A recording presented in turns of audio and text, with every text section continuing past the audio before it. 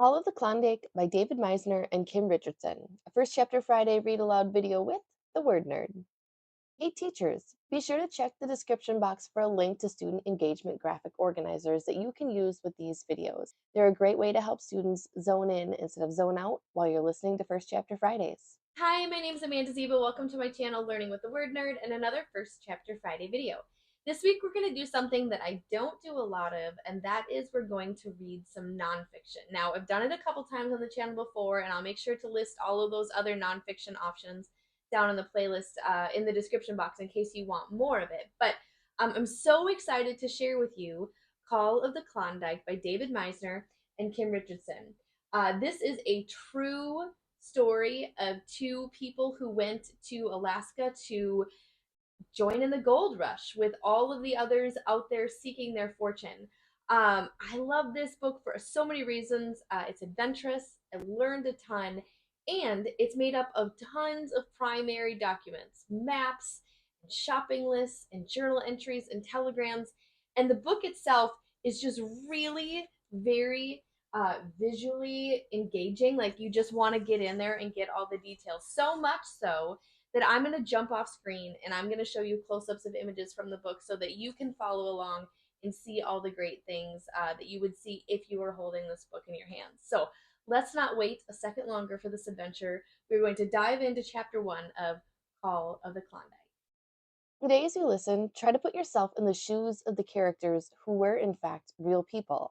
Ask yourself, would you have joined the gold rush? I wanted the gold, and I sought it. I scrambled and mucked like a slave. Was it famine or scurvy, I fought it. I hurled my youth into a grave. I wanted the gold, and I got it. Came out with a fortune last fall. Yet somehow life's not what I thought it, and somehow the gold isn't all. This is a poem written by Robert Service, a Klondike poet who lived in 1874 to 1958. It's a great way to set up our story because it shows you just how passionately people felt about gold and the hunt for it in the time when this was happening in our history. Two true adventurers. Stanley Pearce and Marshall Bond were friends, business partners, and graduates of Yale University. Both had mining backgrounds and happened to be in the right place at the right time in the summer of 1897. They'd been on a prospecting trip to Vancouver Island and returned to Seattle the night before the SS Portland docked. When they started their Klondike expedition, Pearce was 26 years old and Bond was 29. When Stanley Pearce was 2 years old, his father, Richard Pearce, moved the family from England to Colorado to manage a mining operation. Richard Pearce was a talented metallurgist who was constantly sought out for new mining opportunities. Throughout their youth, Stanley and his three brothers traveled widely in Canada, the United States, and Latin America to look after their father's mining interests. Even though Stanley spent much of his life in the US, he always identified with his British roots. Marshall Bond's father was a prominent judge and a risk taking businessman who moved his family often as he followed mining and business opportunities around the United States. As a result, Marshall grew up hunting, fishing, driving cattle, and exploring many parts of the western United States.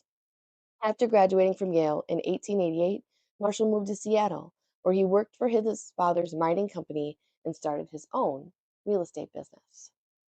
The next pages in the book are a bit of a preview. They give us Pearce's and Bond's route to the Klondike gold fields, how far they had to travel on their journey to find gold. It helps give us a little context of the area that they're in and the length of their journey. Gold fever strikes. We caught the fever and decided to go. Everybody seemed to be catching it. This is a quote from Marshall Bond, one of the two main characters that we'll be following on this journey. Stanley Pearce and Marshall Bond were in Seattle, Washington when it happened.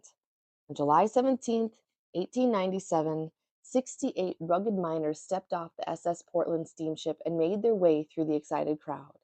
They were carrying large sacks filled with the most precious metal in the world, gold. Stanley Pearce described the scene this way. Thousands of people in the public square watched the weather-beaten and hardy adventurers stagger into the express office with stacks of gold. Gold in blankets, in oil cans, and even in moccasins. Together, these miners brought back an astounding 4,000 pounds of gold. It was worth nearly $1 million, which by today's standards would be many times that amount. 3 days earlier, Miners on another ship, the SS Excelsior, had arrived in San Francisco with large quantities of gold as well. Both groups of miners had found their gold in the same place, the Klondike region of northern Canada. Soon these discoveries would make headlines around the world. In a matter of hours, many Seattle residents began planning their own trips to the gold fields. At a time when many Americans were either out of work, earning low wages, the prospect of striking it rich proved irresistible. Firemen, doctors, lawyers, ministers, and even the mayor of Seattle quit their jobs and joined the rush.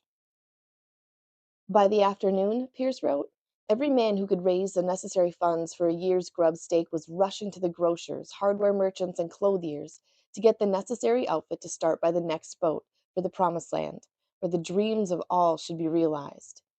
In all their excitement, eager prospectors underestimated the fact that the new goldfields were located more than 1,500 miles north of Seattle, not far from the Arctic Circle.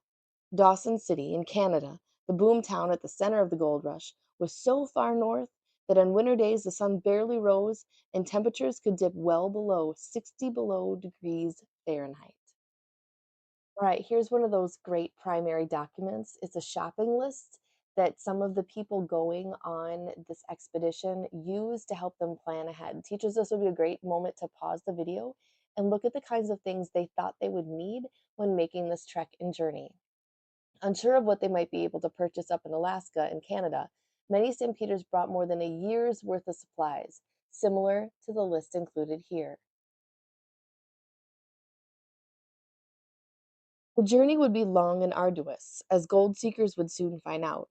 To reach Dawson City, most stampeders would travel by steamship to Alaska, haul gear over steep mountain passes into Canada, and then travel more than 500 miles by boat down a series of lakes and rivers. Most stampeders left for the Klondike from Seattle, which quickly transformed from an economically depressed city into a bustling port.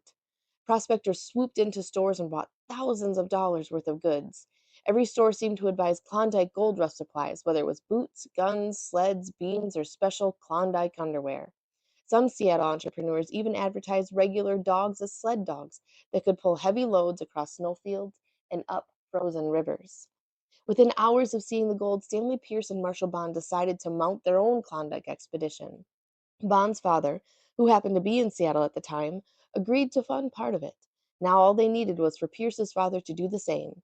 That morning, Pearce sent the following telegram to his father in Denver. And this is another one of those primary documents that I love. We get to see what his actual handwriting looked like, what an actual telegraph in the year of 1897 looked like. So here's what the text on the telegraph says.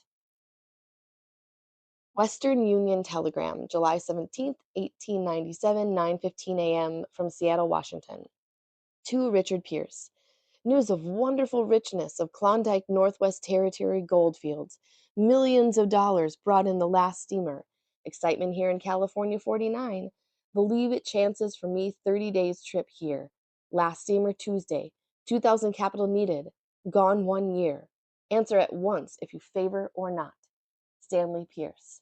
So it's kind of like an old-fashioned text message where we're trying to get our message across as quick as possible with as few words as possible. Now, I think this next part's kind of funny because Marshall Bond also wrote to Stanley's father, and it kind of reminds me of like, "Hey, I'll ask my dad if you ask your dad. Okay, can we go, please?"